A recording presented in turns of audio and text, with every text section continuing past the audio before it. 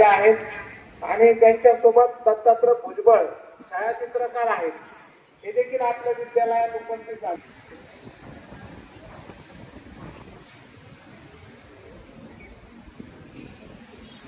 गुरु ब्रह्मा गुरु विष्णू गुरुर्देव महेश्वरा गुरुर साक्षात परब्रह्म तस्मै विद्यालयाच्या सर्व गुरुजनांना वंदन करून तुम्हा विद्यार्थी बालमित्रांना ज्ञानेश्वर मेटगुलेचा मनापासून मनपूर्वक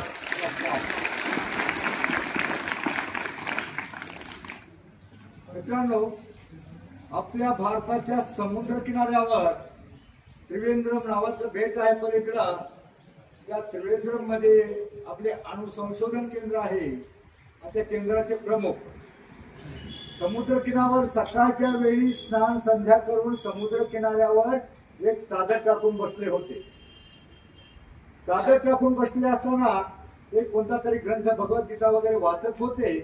आणि ते वाचत असताना एक कलकत्ताचा वेस्ट बंगालचा तरुण शास्त्रज्ञ, खूप शिकलेला सुशिक्षित झालेला एक शास्त्रज्ञ, तोही त्या संशोधन केंद्रामध्ये नोकरीसाठी आला होता. पण सकाळ सकाळ आला रेल्वेनं, म्हटलं टाइमपास कुठं करायचा म्हणून तो त्या समुद्राच्या किनाऱ्याला गेला. समुद्राच्या किनाऱ्याला भटकायला लागला आणि भटकत त्यानं पाहिलं तर हे गृहस्थ तिथं आसन टाकून वाचत बसले होते. तो त्यांची टिंगल करण्याच्या हिशेबानं त्यांच्या जवळ गेला, शेजारी बसला. त्यांनी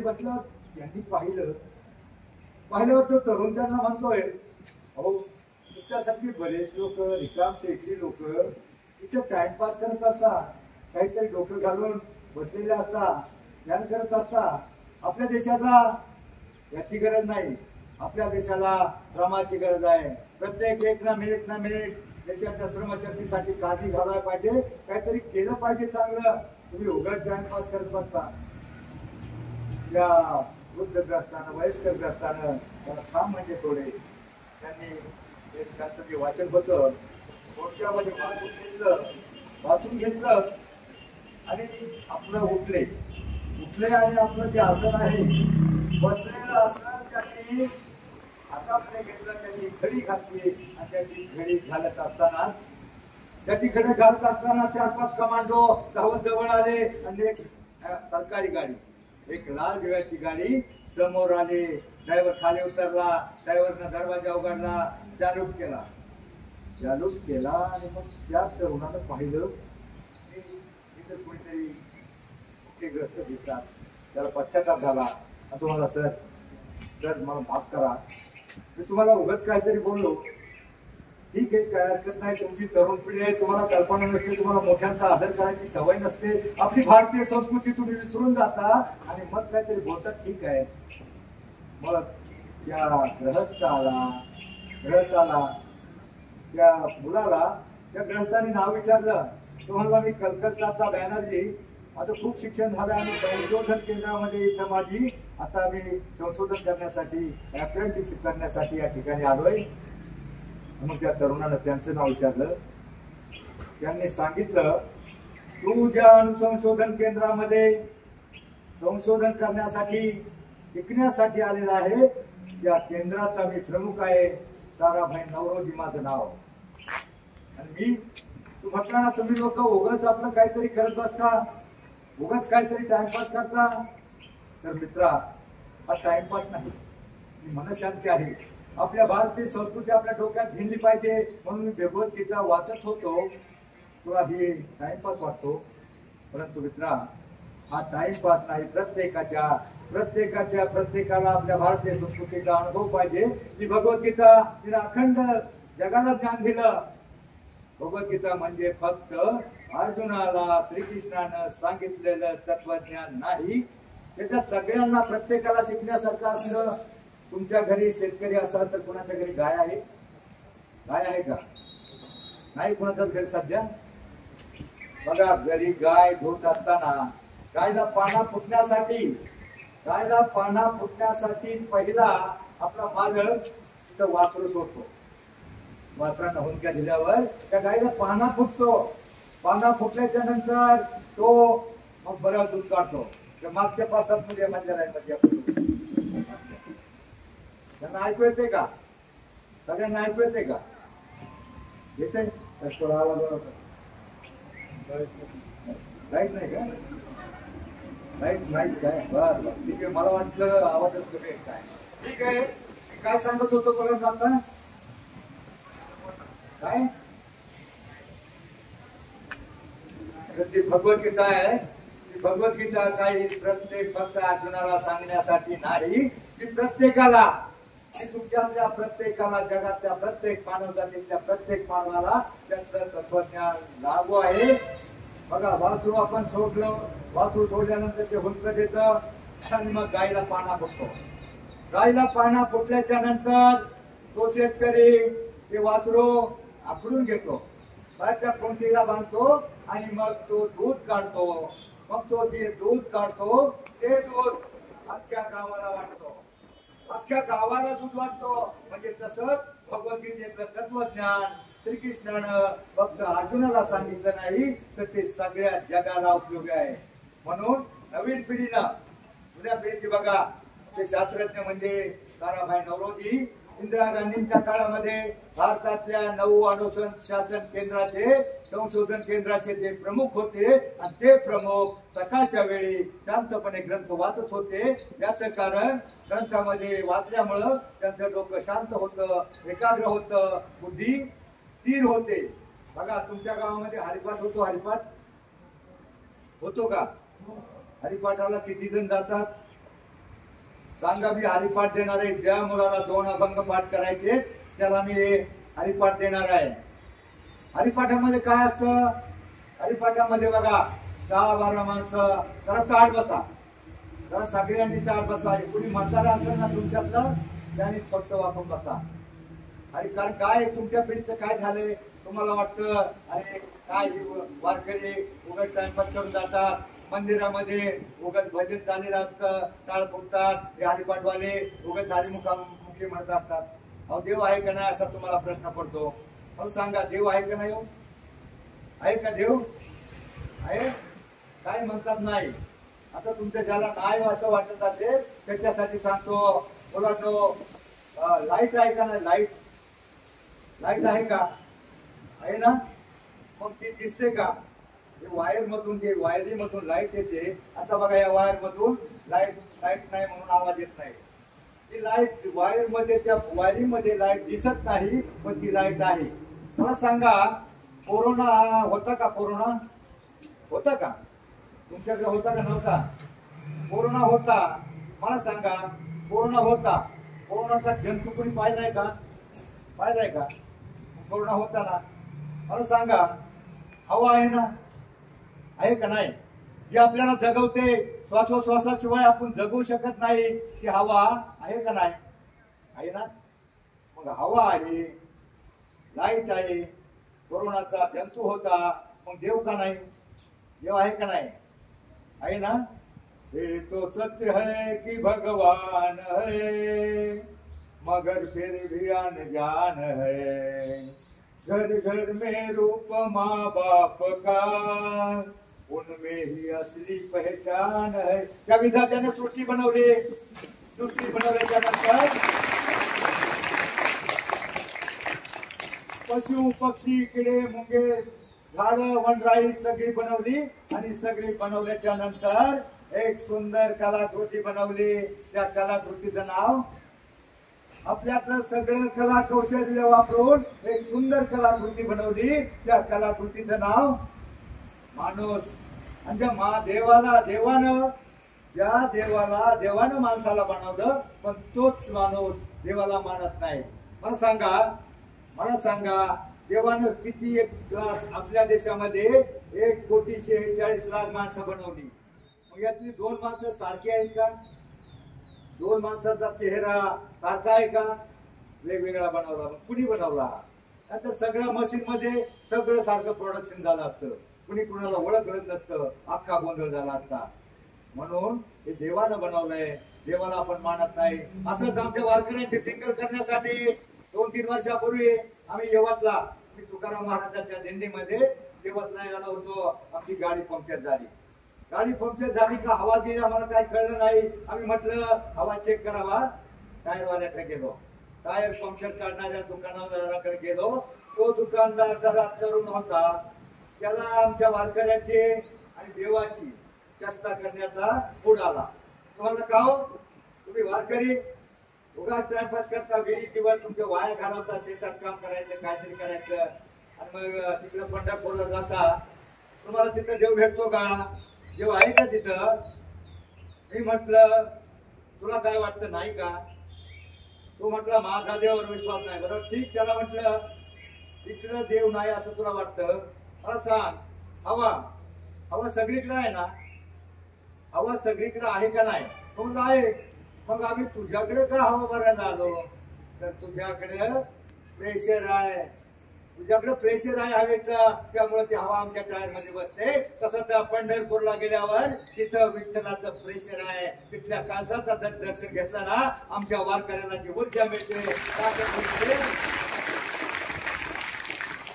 या ताकदीच्या जीवावर आमचा वारकरी वर्षातले 345 दिवस आपल्या शेतामध्ये काबाड कष्ट करत असतो. त्याला थकवा वाटत नाही, ऊर्जा वाढते. तो वाट बघत असतो, कधी दिंडी येईल आणि मी देवाकडे जाईल. मुलांनो, पंढरपूरमध्ये तुम्ही टीव्हीला पाहिलं असेल, पाहिलं का नाही? तुम्ही टीव्हीला पाहिलं असेल, पंढरपूरमध्ये किती लाख वारकरी असतात? किती लाख? 25 लाख वारकरी गेल्या वर्षी होते. या वर्षी पाऊस झाला, पेरण्या झाल्या, शेतकरी मोकळे झालेत, म्हणून 30 लाखाच्या वर समाज आहे. 30 ते 35 लाख, एवढा 35 लाख वारकरी असतात. मला सांगा, तुम्ही पेपर वाचतात? कोणी पेपर?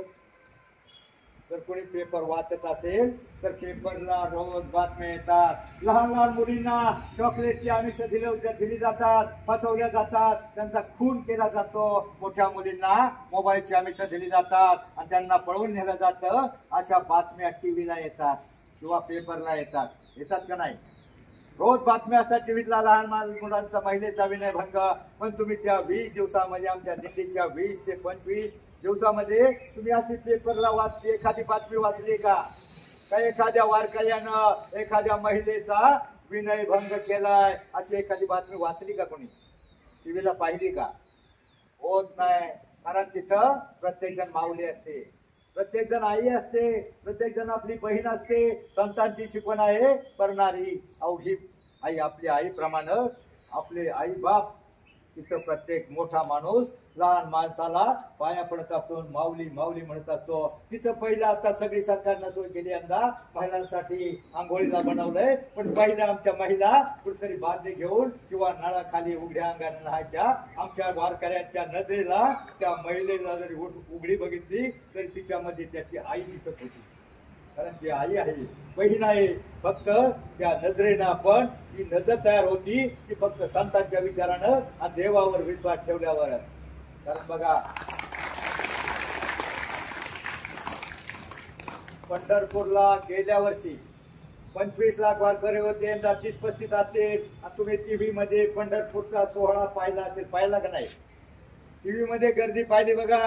टीव्ही मध्ये आमच्या दिंड्या वाखरीहून निघतात. पहिल्या एकादशीच्या दिवशी आमच्या दिंड्या वाखरीहून निघतात. आणि वाखरीहून निघल्यावर या बाजूला 2 मध्ये डिवायडर असतो, मोठा डिवायडर असतो, इतका रुंद. त्या डिवायडरवर काही पब्लिक पाहण्यासाठी उभं असतं. इकडल्या बाजूला ज्ञानोबरायाची दिंडी, या बाजूला तुकोबरायाची दिंडी. दिंडीतले वारकरी आनंदानं बेहोश होत अभंग, भजन, भारूड, गवळण. मित्रांनो, संतांच्या वाङ्मयामध्ये फक्त अभंग नाही. अभंग म्हणजे तुम्हाला कंटाळा यायला असं नाही. अभंगाच्या चाली, अभंगाचा अर्थ त्या डीजेच्या, ऑर्केस्ट्राच्या गाण्यापेक्षा चांगले असतात, पण त्या तुमच्या डोक्यामध्ये बसत नाही. अभंगाच्या चाली, मला सांगा तुम्ही बारकाली लोक फार हुशार चला दिसतात, चाट बसा. फक्त मला सांगा, डीजे पुढे कोण कोण चांगलं नाचतं? डीजे पुढे हात वर करा. डीजे पुढे कोण कोण चांगलं नाचतं? लय वापऱ्या तिकडे भांडणार. कोण कोण नाचतं? कोणीच नाही. अहो, सगळी नातात ए टू झेड. मला सांगा, खरोखर शपथ घेऊन सांगा, एकही पोरगा तुमच्यातला डीजे पुढे नाचण्याचा जो एकाने हातवर करून दाखवा, तो नाचला नाही. त्याच्या आई बापाला फोन लावतो. त्या डीजेची गाणी काय असतात हो? काय गाणी असतात? डीजेची गाणी इतकी वाईट वाईट प्राण्याची असतात आणि ती बघा, तुम्ही बघितलं एक प्राणी असतो लहान काळा, तो चावतो आणि ते गाणं लागतं डीजेला, मुंगळा मुंगळा म्हणजे तुम्ही मुंगळ्या वाणी नाचता.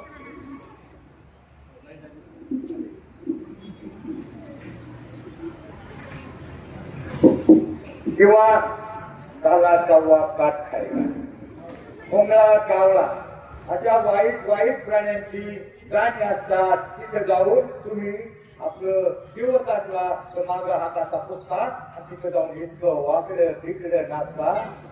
देवानं सृष्टी बनवल्यावर पहिलं सांगितलं, सगळ्यात सुंदर कलाकृती बनवली, आपल्यातलं सगळं कलाकौशल्य कौशल्य वापरून एक कलाकृती बनवली आणि ती कलाकृती म्हणजे माणूस. आणि हाच माणूस जर त्या परमेश्वरानं त्या विधात्यानं वाकडं तिकडं नाचताना त्या विधात्यानं ब्रह्मदेवानं वरून पाहिला तर त्याला प्रश्न पडेल, अरे हीच का ती सुंदर कलाकृती, इतकं विचित्र पोरं नाचतात, बाया माणसाला लाज वाटावी इतकं वाकडं तिकडे नाचतात. मुलांनो, डीजे डीजे तुम्हाला डीजे खेळ वाटत असेल, चांगला वाटत असेल, डीजे हा तुमचा सगळ्यात मोठा ध्यानी दुश्मन आहे. तुम्हाला फार आवडतो, तुम्हाला फार आवडतो, पण जो मुलगा डीजे पुढं बघा, मला सांगा मुलांनो, डीजेचा आवाज किती नाजूक असतो, नाजूक असतो, मजूर असतो ना. अहो डीजेचा आवाज एवढा मोठा असतो, डीजे रस्त्यावर असल्यावर घर दणकतं, भांडी हातात. मला सांगा, तुमची डोकी त्या दगडमातीच्या भिंतीपेक्षा निभार असतात का? अहो माझ्या एका मित्राचा मुलगा शॉर्ट मध्ये सांगतो, 95% मार्क होते, 7 ते 10 सारखा डीजे पुढे नाचायचा, इतकं वाकडे नाचायचा, गावात वरात आली, वरात कोणती मिरवणूक आली, सकाळ जायचा, संध्याकाळपर्यंत नाचायचा. 95% मार्कचा मुलगा, 10वीला 95% मार्क मुलगा, 7वी 8वी पासून इतका नाचला, बाकीची पोरं 10वीचा निकाल लागल्यावर त्याला 95% मार्क मिळाली. परंतु त्याच वेळेला बाकीची पोरं ऍडमिशन घेण्यासाठी कॉलेजमध्ये आर्ट सायन्स कॉमर्स कोणती सायन्सला पळत होती. त्या दिवशी तो ऍडमिशन घ्यायला तो बाबा बरोबर निघाला, तसा दरवाजामध्ये चक्कर येऊन पडल्यावर बापानं उचललं आणि स्वतः इनामदार हॉस्पिटलमध्ये नेला. तिथे नेल्यावर फोटोग्राफी स्कॅनिंग एमआरआय सगळ्या चाचण्या झाल्या डॉक्टरनं सांगितलं, त्याच्या डोक्याच्या मागच्या बाजूला मेंदूला गाठी आल्या, रक्त व्हायला प्रॉब्लेम, त्याचं ऑपरेशन करावं लागेल. ऑपरेशन केल्यावर ऑपरेशनचा खर्च सांगितला, कारण मेंदूचं अवघड ऑपरेशन करण्यासाठी स्पेशालिस्ट मुंबईवरून डॉक्टर मागावं लागतील. हे डीजे मास्टर बोला जरा ऐक ना, काय झालं? एका शाळेमध्ये मी आजच्या रामायणाचा दिवस होता, सरांनी सांगितलं थोडं रामायणावर बोला, की रामाचा जन्म, सीता स्वयंवर, लंका दहन, रावणाचा वध, सगळं सांगितलं. विभीषणाचा अभिषेक, रावणाला कुणी मारलं, कसं मारलं, सगळं सांगितलं. आणि सगळं सांगितल्याच्या नंतर एक थोडंसं लक्ष नव्हतं, ते पुढच्याला मारत होतं. ते त्याला म्हणाले, हे गोरा, रावणाला कुणी मारलं रे? कुणी? तो म्हणतो मी नाही मारलं, याला मारलं. रावण कसा तुला सापडणार? तुझं शाळेत लक्ष नसतं. तुमचं लक्ष काय आहे सध्या? तुमचं लक्ष काय आहे? तुमचं लक्ष आहे शिक्षण. मुलांनो, शिक्षण म्हणजे स्वतःवरून स्वर्ग मागण्याचा मार्ग. लोक मेल्यावर स्वर्गात जाण्याची इच्छा व्यक्त करतात, पण शिकला सवरलेला माणूस या पृथ्वी तलावर स्वर्ग उभा करू शकतो, इतकी ताकद या शिक्षणामध्ये आहे. शिक्षण म्हणजे शून्यातून विश्व निर्माण करण्याचा मार्ग. शून्याला काय किंमत नसते, पण शून्याच्या मागे 1 2 3 4 5 6 7 8 9 एवढे आपल्याला तर मोठा आकडा निर्माण होतो. मित्रांनो, विद्या हे गरिबाचं धन आहे आणि श्रीमंतांचा अलंकार आहे. आणि असं जण आहे सरकार बसलेवाच्या पुढं प्रत्येक मकान लागला, टीव्ही लागला का मोबाईल लागला, कशात लागला? मागं बघतोय, मागं बघायची गरज आहे का? तू शाळेत झाला का दगडात झाला? तुमचं लक्ष आहे फक्त शिक्षण. विद्या गरिबाचं धन, श्रीमंतांचा अलंकार आहे. आणि असं धन आहे जगातला कोणताही चोरटा तुमच्यापासून हिरावून घेऊ शकत नाही. काय होतं? कोणाला गाजलेले नसतं, शाळेमध्ये नीट ऐकत नाही, सरांचं नीट ऐकत नाही, आणि मग मार्क कमी पडली का मग बोलून जातात. तुमचं लक्ष आहे शिक्षण. मित्रांनो, शिक्षण म्हणजे कोणतीही बहुमजली उत्तुंग इमारत उभारण्यासाठी पाया पक्का असावा लागतो आणि ग्रामीणपर्यंत शिक्षण म्हणजे तुमच्या जीवनाचा पाया आहे. तुमच्या जीवनाचा काय आहे? हे काय होतं, एखादं मुलगा 4 दिवस बैलगाड्याच्या मागे लागतात. आमच्याकडे जास्त बैलगाड्या आहेत, तुमच्याकडे नाही, पण 4 दिवस बैलगाड्याच्या मागे जातं आणि तिकडं पाटलांचा बैलगाडा आणि सगळा राणा करते. आणि मग पर्यायानं एखादी मुलगी आपल्या मावशीच्या इकडे जाते, मामाच्या गावाला जाते आणि मग 4 दिवस शाळा होते. मला 4 दिवस शाळा भरली ना, तो सरांनी शिकवलेला पोर्शन मग तो अभ्यास गृहपाठ सगळा तुमचा मागे राहतो आणि पर्यायानं तो मुलगा ऑटोमॅटिक मागं पडतो. ही जीवनाची शर्यत तुम्हाला जिंकायचं असेल तर त्या सस्याच्या आणि कासवाच्या कृतीप्रमाणे कोण जिंकला होता त्याच्यात? कोण? त्याचा चप्पल होता तरी तो का जिंकला? तो नेहमी रोजच्या रोज चालत राहिला, त्याला आळस आला नाही, झोप आली नाही, कंटाळा आला नाही. तर मी काय सांगत होतो, 95% मार्कचा तो मुलगा. बाकीची मुलं जात असताना त्याच्या डोक्यामध्ये चक्कर आली, चालून पडला.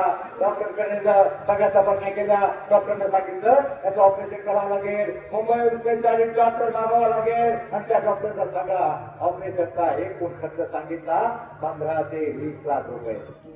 आता मला सांगा किती वाटतं? तुम्ही सगळे नाचता, कोणाच्या घरामध्ये 15-20 लाख शिल्लक आहेत का? आहेत का? बरं जाऊ द्या. तुम्हाला शेती आहे का? शेती आहे घरी? शेती आहे ना? लावायची का? नाही ना? बापानं माहीत वेळेला कोण देणार? एक बोलता एक खुशाल 95% मुलगा वाचवायला पाहिजे. बाप खायला व्हायला झाला, इतके पैसे करून गोळा होणार. ऐन वेळेला थोडी जमीन होते, ती जमीन त्या बापानं 50-60 लाखाची जमीन कोर्ट जगवण्यासाठी 20 लाखाला विकली आणि पैसे डिपॉझिट भरलं. मुलाचं ऑपरेशन झालं. मुलांना ऑपरेशन झालं तर पाणी वापरायचं सांगायला जीवनामध्ये तुमच्या 2 तास महत्वाचे असतील. एक हा तास आणि एक दुसरा तास. दुसरा कोणता तास तुम्हाला माहितीये का? त्या तासातला जर एक चांगला सकारात्मक विचार घेतला, त्याप्रमाणे तुम्ही वाटचाल केली तरच तो तुमचा तास यशस्वी होणार आहे. नाहीतर तो तास तुमच्या नशिबामध्ये नसणार आहे. तो तास कोणता सांगू का? दुसरा सांगू का? 25 वर्षानंतर सर आपल्या देशामध्ये एक सामाजिक समस्या निर्माण झाली. एक सामाजिक समस्या निर्माण झाली. आपल्या देशातल्या प्रत्येक गावामधल्या 10 ते 12% मुलांची लग्न होत नाही, जमत नाही. आणि ती मुलं कोणती माहिती का तुम्हाला? आजकालच्या अभ्यासात त्यांना मगन टाकतात, शाळेत लक्ष देत नाही, इकडं तिकडं भटकतात, तिथे पुढे टाकतात किंवा धाब्यावर जातात पोटाच्या बरोबर. शाळेला मेहनत शिकतात आणि बेकार होतात. आपलं करिअर करत नाही, पुढे नोकरी धंदा करत नाही, चुकार बेकार राहतात. अशा 12% मुलांची लग्न होत नाही. आणि या मुलांना तुमच्यासाठी तिकडचं महाराष्ट्राला बघा मोर्चा निघा होता. व्यक्ती लग्न जमत नाही का? 30-35 वर्षाचे झाले. त्या लग्नासाठी सरकारच्या जिल्हा परिषदेवर मोर्चा काढला होता आणि त्या मोर्चामध्ये ते नाचत होते, आम्ही लग्न आणू. आता तुम्ही पहिली छत मारली, तिथे अभ्यास केला नाही, आपलं करिअर केलं नाही आणि आता का बोलता? तुम्ही गोसावी व्हा. सरळ आमच्या दिंडीमध्ये पोट भरायला या मित्रांनो. म्हणून तुम्हाला सांगतो मी तुमच्यासाठी फिरतोय. नीट लक्ष द्या. तुमचं लक्ष मी आता काय सांगत होतो? कुठे आहे तुमचं लक्ष? 15-20 लाख बापानं भरले आणि ऑपरेशन झालं. पण तुम्हाला तुमच्या माहितीसाठी सांगतो, त्या डोक्यापासून मेंदूपासून त्या सगळ्या बाजूला रक्तवाहिन्या असतात ना, त्यातल्या 1-2 रक्तवाहिन्या नसा शेणा जॉईन झाल्या नाही. आणि मग त्या मुलाचा स्मृतिभ्रंश आला. स्मृतिभ्रंश या शब्दाचा अर्थ काय पाहिजे? स्मृतिभ्रंश म्हणजे त्याला आठवत होतं, आता आठवत नाही. बाप आठवला तर आई आठवते, आई आठवला तर बाप आठवत नाही. मात्र त्याला एक नक्की आठवतं. काय नक्की आठवतं? डीजे. बरोबर, विचार आहात. तुम्हाला माहिती त्याला डीजे कुठेतरी वाजला तर ते ठोकलेलं असतं, का बोटाला प्ले काढून देतं आणि उड्या मारायला लागतं आणि म्हणतं आता माझी काय पुढं? आता माझी मोठे सांग, मला ऐकू येत नाही. आता माझी बरोबर कटकली पाठ आहे तुमचं. मला सांगा 2 अभंगाचं पाठ आहेत का? अभंग.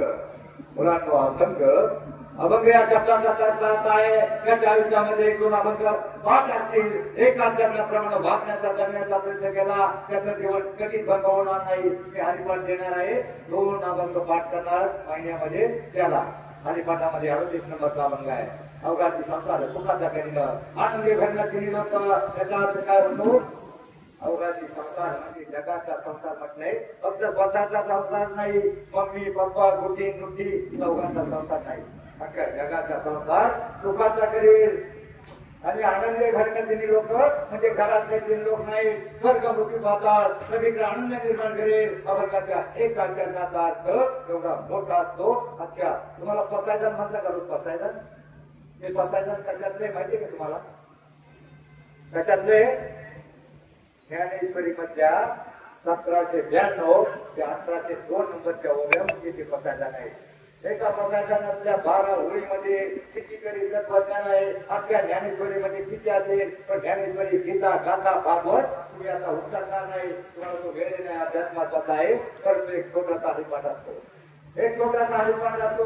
त्याच्यामध्ये ज्ञानेश्वरांच्या तुकाराम एकनाथांचा हरिपाठ असतो. त्याच्यामध्ये फक्त 42 अभंग असतात.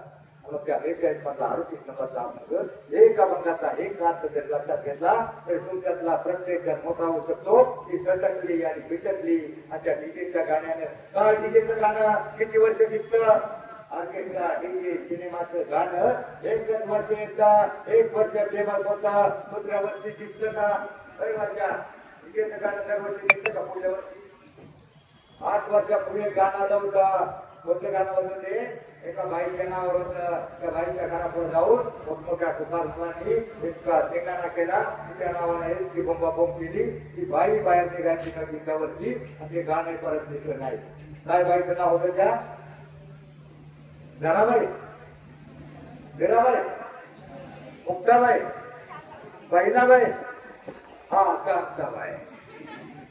काय शांताबाई या नावात तरी दम आहे का?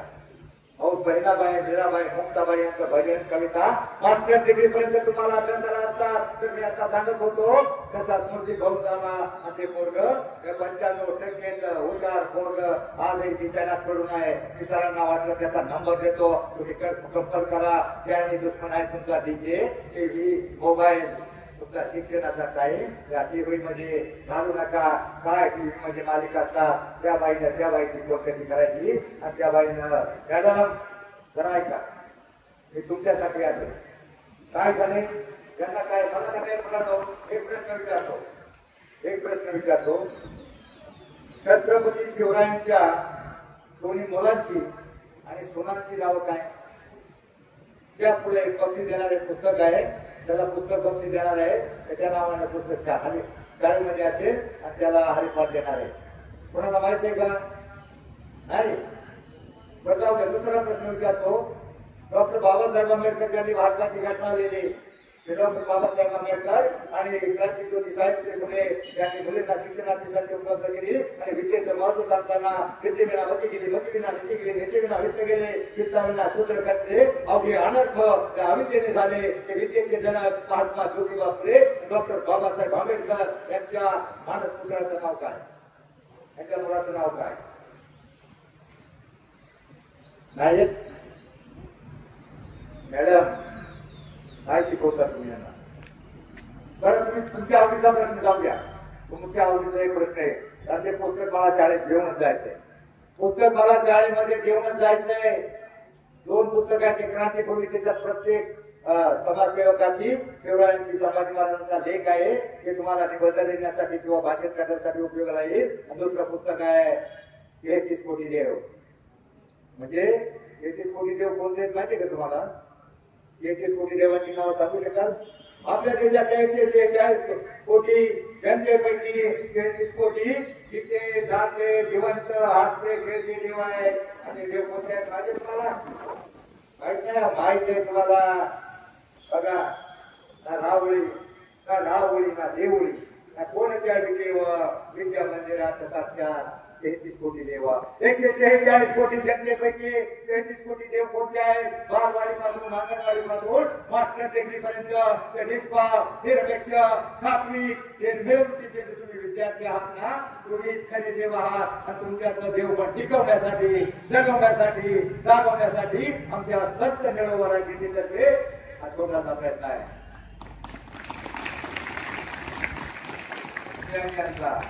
ज्ञानियांचा वंश तुमचा तोच आहे. आपल्याही रक्ताचा थोडा ईश्वराचा अंश आहे. ईश्वर देव म्हणजे तरी काय असतं? आत्मा हात परमेश्वर, प्रत्येकामध्ये परमेश्वर. अहो तुम्ही भाग्यवान आहात. तुम्हाला प्रत्येकाला तुमचे आई वडील आमच्या वेळेला आम्हाला त्याची सुद्धा नव्हती, मागून फाटलेली असायची. एक शर्ट तो पण ढग आणि चड्डीला आमच्या मागून शिवत, अशी परिस्थिती होती. तुमचे आई वडील तुम्हाला टिपटॉप कपडे देतात आणि सगळं देतात. का देतात? कशासाठी देतात? आमची बाळ त्यांच्या छोट्याशा अपेक्षा असतात.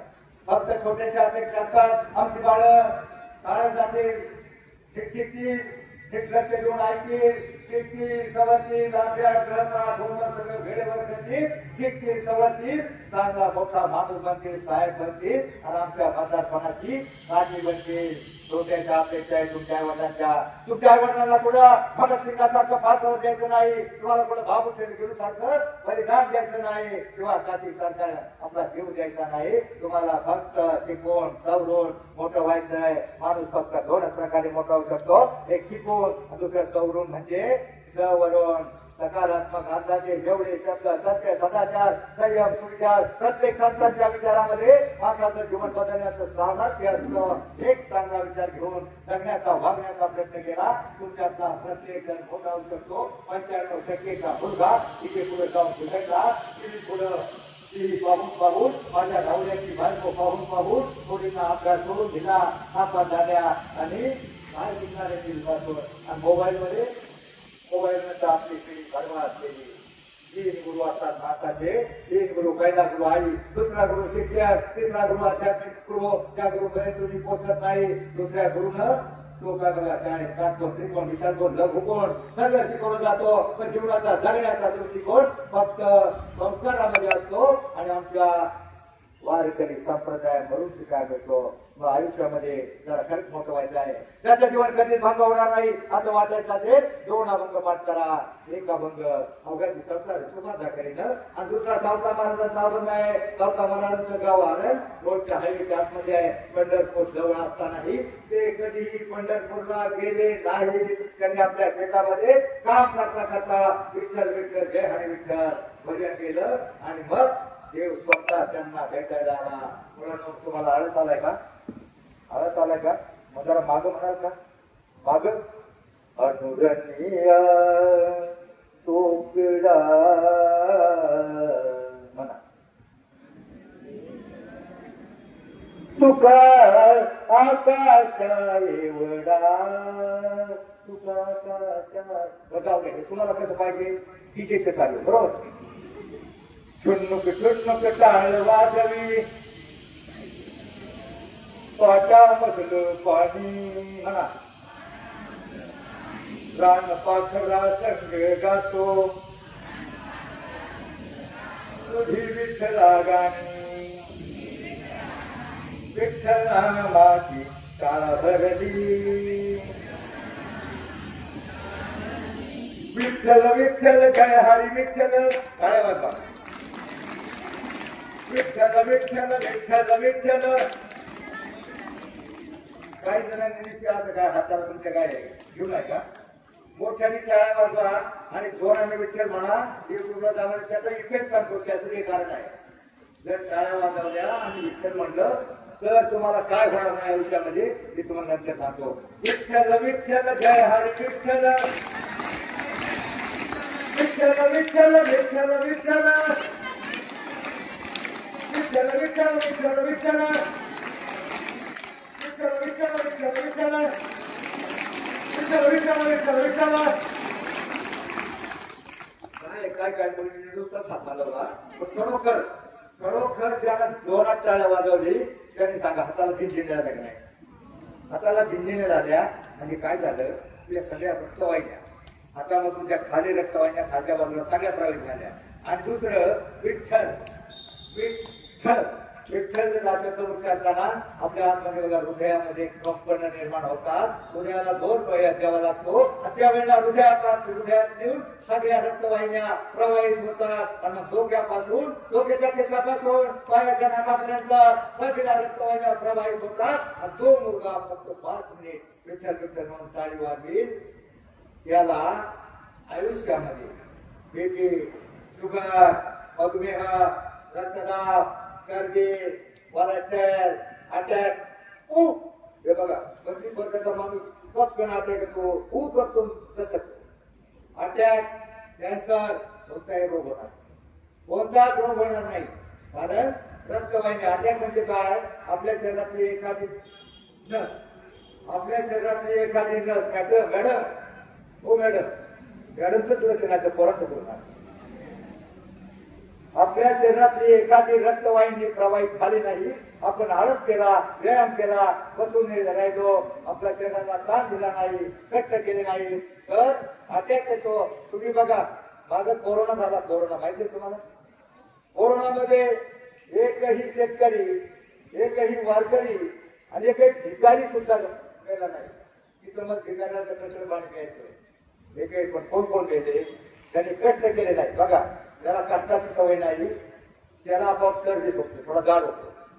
चरबी सुटली जी जाड माणसं ती पहिली गेली, जी श्रीमंत माणसं ती पहिली गेली. एकही भिकारी सुद्धा गेला नाही, काटकोळ एकही माणूस गेला नाही. म्हणून आपली बॉडी, आपलं शरीर व्यायाम म्हणणार. आईला काम करू लागा घरामध्ये, ते नवऱ्याची बायको बघण्याच्या ऐवजी आईला काम करू लागा, काम का शिका, सगळं काम शिका, शेतातलं काम शिका. पुढे तुम्हाला सासरला गेल्यावर पूर्ण खावा लागणार नाही. तर मी आता काय सांगत होतो, जाऊ दे आता, थोडक्यात आपला वेळ संपत आलेला आहे.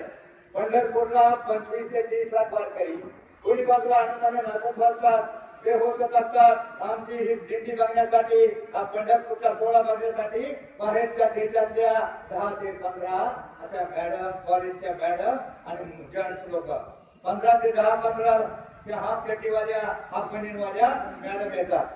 त्यांना नवल वाटतं, अरे ही लोक, ही पाटक्या कपड्यातली फाटकी लोक, ही सफेद कपड्यातली लोक, ही लोक तिकडे काय लागतात, थोडं कंटाळा आलाय का, बात करू का.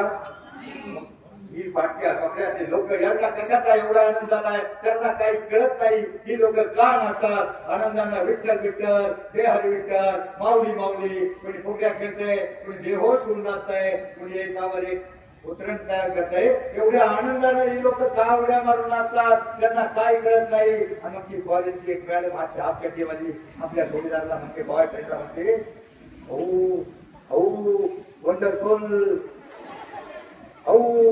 वंडरफुल. आमची म्हातारी एक शेजारीकडे लावली होती, ती म्हणते, अरे भावाने हे वंडरफुल नाही, वंडरफुल आहे. बाहेरच्या देशाच्या लोकांना आपल्या संस्कृतीचा एक नवल वाटतं आणि आपण ती संस्कृती का जपू नये, म्हणून माझी तुम्हाला विनंती आहे. सावता महाराज कधी पंढरपूरला गेले नाही, तरी त्यांना विठ्ठल भजन करत असताना देव भेटायला आला. सावता महाराजांच्या आपल्या कामामध्ये देव पाहिला. कोणता सावता महाराजांचा कोणता भंग आहे, कोणता, बादामा भाजी, अवघी मिठाई माझी, लसूणची कोथंबिरी, अवघा झाला माझा हरी, मोठ नाडा विहीर चोरी, अवघी व्यापली पंढरी, सावता म्हणे केला मला, विठ्ठल बाई बोलला गळा. सावता महाराजांनी आपला देव कशामध्ये पाहिला, कशामध्ये, कामामध्ये. तुमचा देव सध्या कशात आहे मला सांगा. बरोबर हुशार तर आहात, पण तुमचे काही ज्ञानी दुश्मन आहेत ना, त्यांच्यापासून दूर राहा. डीजे, मोबाईल आणि टीव्ही, पाटलांचा बेल काढा आणि पुढाऱ्याबरोबर जाऊ नका. कारण तुम्हाला घडवण्यासाठी तुमच्या आई वडिलांना लहानपणापासून उठतं खटखट काढावं लागतं आणि बालवाडी, अंगणवाडी, प्राथमिक शिक्षण, कॉलेज सगळं तुम्हाला घडवण्यासाठी तुमच्या आई वडिलांना 20 वर्ष लागतात. तेच तुम्ही तिथे पुढे एखाद्या दिवशी गेला तर तुम्ही जमणार तुम्हाला कामाला, तर शेजारचा पंचायत बिघडलेला तो केंद्राला तो म्हटला, अरे नाही जमणार काळा, तू घे असं कर, तो आणि घे. तो ते टॉनिक तुम्हाला देतो. एका दिवसामध्ये हे आयुर्वेदिक ठरवण्यासाठी 20 वर्ष लागतात. तेच तुम्ही एखाद्या नादान पुढाच्या बरोबर धाब्यावर गेला, तिथे सगळे खादार भेटला जातात. ते तुम्हाला म्हणते अरे हे काय होतंय, त्याला पावर येते. एका दिवसामध्ये बिघडता. म्हणून माझी विनंती आहे ते चांगले करूया. शाळेत रोज जाता ते ज्ञान बिंदू मिळवा, हृदयाचा पुजाया देशाभिमान ठेवा, तुळशील मान राखा, ते होऊ नका विकार. हिंदवी युगाचे तुम्हीच शिल्पकार. त्या भारताचं भविष्य तुम्ही आहात, तुमच्या घराचं भविष्य तुम्ही आहात. म्हणून तुम्ही शाळेमध्ये कोणत्याही फक्त अभ्यास सोडून अभ्यासाकडे लक्ष द्या. कारण मुलांनो अभ्यासाचा गेलेला 1 आठवडा 4 दिवस 1 तास सुद्धा फरक पडू शकत नाही. त्याप्रमाणे अभ्यासाचा धनुष्यातून सुटलेला बाण परत माघारी फिरू शकत नाही. त्याप्रमाणे अभ्यासाचा गेलेला 1 आठवडा 1 दिवस परत येत नाही. मुलांनो तुमचं लक्ष फक्त तुमच्या लक्षाकडे पाहिजे. तुमच्या सरकारचे काही विद्यार्थी होता दुर्योधन, तो काय गुरु आपल्या गुरुला म्हणजे द्रोणाचार्य माझा होते. तुम्ही काय अर्जुनाला चांगलं म्हणता, घरात सगळे देतात, मला कधी चांगलं म्हणतच नाही. पण सगळे विद्यार्थ्यांसाठी आता त्यांच्या संकेतन निशाण करण्यासाठी द्रोणाचार्याने एका झाडाजवळ नेला आणि त्या दुर्योधनाला सांगितलं माझ्या प्रश्नाचं उत्तर दे. त्या उत्तरामध्ये अरे बाळ हे बाई चिपरे चिपरे तू वेणे मागं पुढे केलं, मागं काय वेणे आलं इकडे बघ ना चिपरे तू वेणा तुझे चिपऱ्या कसं दिसले मला, तू मागं बघत होती. तुमचं लक्ष फक्त तुमच्या लक्षाकडे पाहिजे. त्यावेळेला अर्जुनाला आणि दुर्योधनाला जवळ नेलं, त्यांना सांगितलं त्या दुर्योधनाच्या प्रश्नाचं उत्तर तुमच्या उत्तरामध्ये आहे. त्या झाडावर पक्षी बसला आहे, पक्षाचा डोळा त्या धनुष्यातून बाण मारून अचूकपणे छेद करायचा आहे. फक्त पहिलं माझ्या प्रश्नाचं उत्तर द्या. तुम्हाला बाण धनुष्यातून बाण मारण्यापूर्वी माझ्या प्रश्नाचं उत्तर द्या. दुर्योधनाला सांगितलं धनुष्यातून बाण मारण्यापूर्वी सांग तुला काय काय दिसतं, तुला काय दिसतं. त्यावेळेस त्या दुर्योधनाने उत्तर दिलं गुरुदेव मला त्या झाडाचा भंगा दिसतो, भाज्या दिसतात, पानं दिसतात, पक्षी बसला दिसतो, तरी काय आता दिसतं. असं म्हणून त्यांना ढेक मारला. त्याचा बाण कुठतरी भागात गेला. नंतर अर्जुनाला बोलवलं. अर्जुनाला त्यानं सांग तुला काय दिसतं. त्यावेळेला अर्जुनाने पाहिलं आणि त्याने सांगितलं गुरुदेव मला फक्त काय दिसतो, काय त्या पक्षाचा डोळा दिसतो. त्याचं लक्ष होतं पक्षाचा डोळा आणि त्याला दिसत होता पक्षाचा डोळा. अचूकपणे बाण मारला आणि लक्ष छेद केलं. तसं तुमचं लक्ष आहे शिक्षण. तुम्हाला फक्त शिक्षणाऐवजी इकडं तिकडं काही दिसलं नाही पाहिजे. काही मोठाली पोरं काही करतात, इकडं तिकडं बघतात, माझ्याकडे कोणी बघते किंवा काय एखाद्याने बघितलं आणि मग ते मनात एवढं फुट होतं आणि म्हणतो जवा बघतीस तू माझ्या मला आमदार आता नका हो. वयाच्या 25 नंतर तुम्हाला जर खरोखर यशस्वी व्हायचं असेल आणि तुम्ही राष्ट्रपती होऊ शकणार नाही, मला माहिती आहे राष्ट्रपती होऊ शकणार नाही द्रौपदी मुर्मू प्रमाणे किंवा APJ अब्दुल कलाम प्रमाणे किंवा पहिल्या पुन्हा झाकीर हुसेन प्रमाणे तुम्ही राष्ट्रपती होऊ शकणार नाही. पण ती 12% गावगावची समस्या आहे, त्यांना मुली मिळणार नाही. ते राष्ट्रपती नाही झाला तरी कमीत कमी पती बनण्यासाठी आपलं करिअर घडवा. एवढाच शब्द देतो आणि सांगतो जय हिंद जय महाराष्ट्र. पुस्तकं मला लायला द्यायची होती. 2 प्रश्नाची उत्तरं तुम्ही दिली नाही. आता तुमच्या माहितीचा प्रश्न विचारतो. पटकन यायचं सांगायचं, वेळ संपलेला आहे सरांनी सांगितलं. तुमच्या माहितीचा प्रश्न तुम्ही एक पिक्चर बघितला फेमस सैराट बरोबर. त्या सैराट मध्ये 3 नावं सांगितलं बरं का, ते 3 नावं सांगत त्याला पुस्तकं मिळणार आहेत 2. तर त्या सैराट मधला हिरो आणि त्याच्या 2 मित्राची नावं, तिघांची नावं त्या पटकन या वेळ संपलेला आहे सरांनी वाचली. तिघांची बरं का, 2 नाव नाही तिघांची नाही. पटकन बघ त्याला ऐकवाट देणार आहे त्याच्या नावाने पटकन घ्या. मुलगी मुलगा कुणी या नाही कुणी सगळ्यांना माहिती आहे का. बरं 2 नाव कोणाला माहिती या पटकन. चल 2 सांगितलं तरी पटकन या.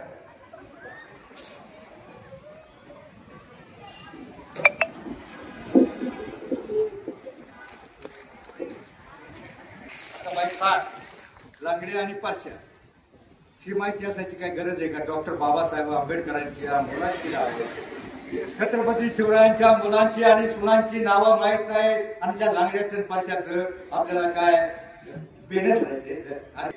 तुम्ही दूध घेता घरामध्ये, तुम्ही घरामध्ये दूध घेता तर तुम्ही बघता गवळी 2 वाफा टाकतोय आणि 2 वाफा तो बरोबर टाकतोय का अर्धी टाकतोय, तुमचं लक्ष असतं हे परंतु तो गवळी दिमागावर फरक टाकत असतो.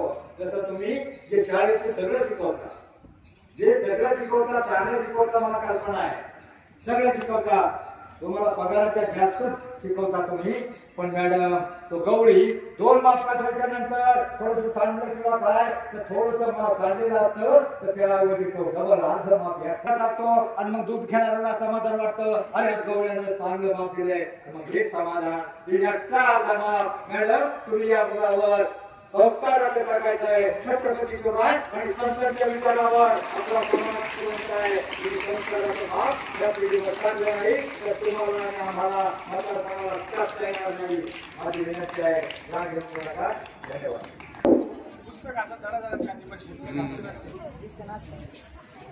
समोर